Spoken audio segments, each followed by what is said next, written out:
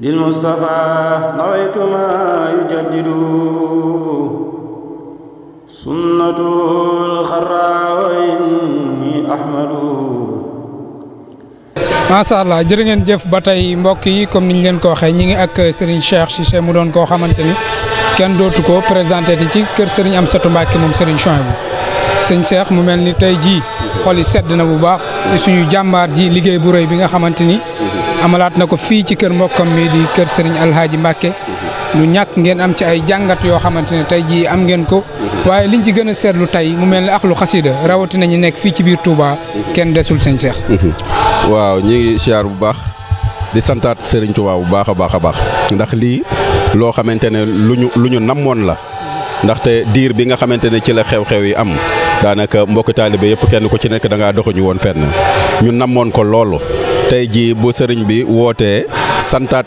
Serigne Touba ñoo defa ko kër sëñ Alhaaji Mbacké daanaka kon loolu moom amul kenn lenn lu si nit di teg lu dul sant Serigne Touba bu baax. mu mel ni Cheikh ni nga xamante ne noonu la waa Ahlu Xasida doon teeroo guddi xasida yi fii ci biir Touba ren jii tey jii bokk mën nañ ne dafay wane ne dañoo namoon guddi gi namm goo xamante ne mënuñu koo tudd ci làmmañ rawatina bis bi nga xam ne moom la Sëñ Amsatou dippee bisub sant Serigne Touba. waaw xam nga liir bu demee ba gisatul ndeyam day sonn lool di wër fu muy nàmpe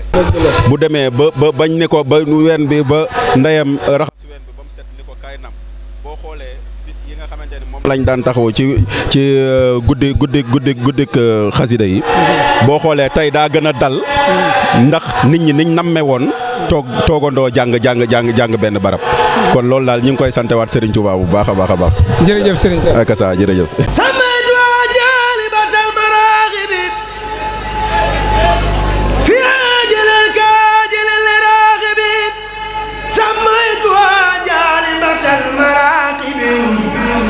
في آجل كهاجل